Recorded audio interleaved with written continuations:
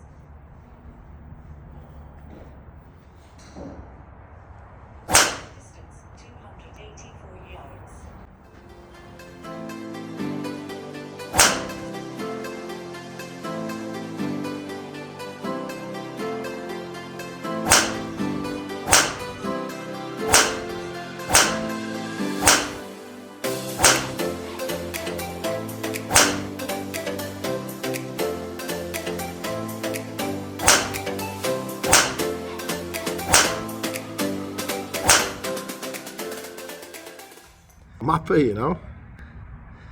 Out of the 25 drives I hit, the highest velocity, which I can only imagine is swing speed. Okay. Right, so the 163 mile an hour velocity, whatever that means, I'll have to try and figure it out. But the highest velocity was 163 miles an hour, which meant the longest yard was 286 yards. Now, using these range balls, and for the first time with the driver, I'm really happy with that. There was still a few to the right. You could see the technology that goes into this Cobra LTD. I'm not 100% familiar with all the scientific terms and everything else. At the end of the day, I'm not a golf pro, I'm not a golf club designer, but I know the idea behind the Cobra LTDx that I've got was to couple up forgiveness, low spin and maximum distance, really. So it was about everything. It was about getting the speed and the distance, and I've surely seen that.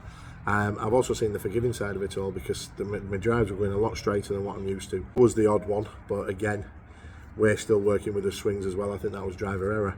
There's obviously three types. There's the LTD Max X, which I tested at American Golf, the LTDX that I've got here, and the LTDX LS. Quite clear that that didn't suit my swing. So this is it, guys. I think we might have found the forever driver, or for at least this season driver, and I'm really looking forward to seeing what it plays like on the course later.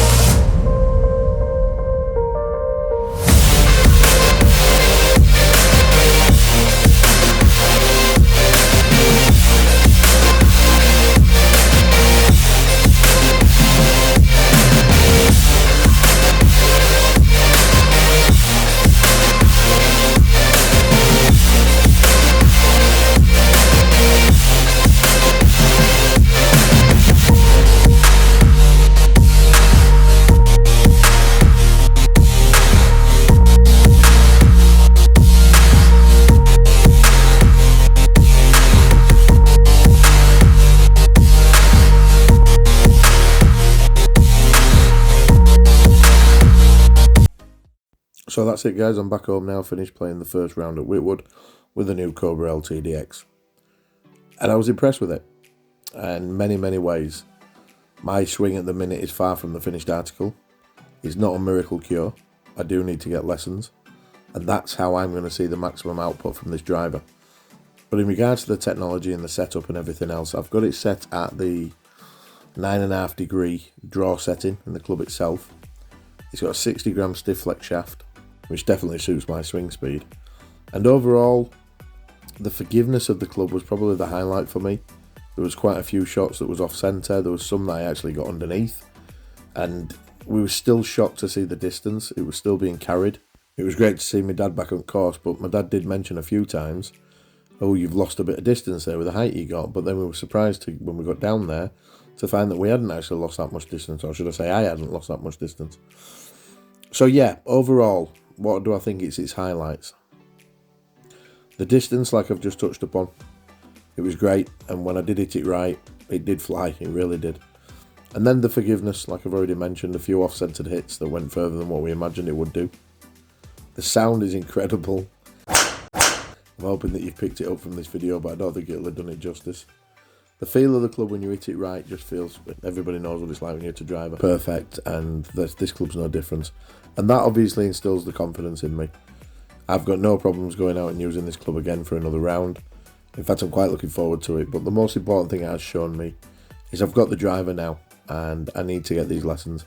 There's no point in just buying equipment and just expecting it to fix everything, because it doesn't. So go out to your local pro and get lessons, guys. Thanks for watching, but please don't forget to follow Triple T Golf on social media. And if you haven't already, please do subscribe. Till the next video, guys.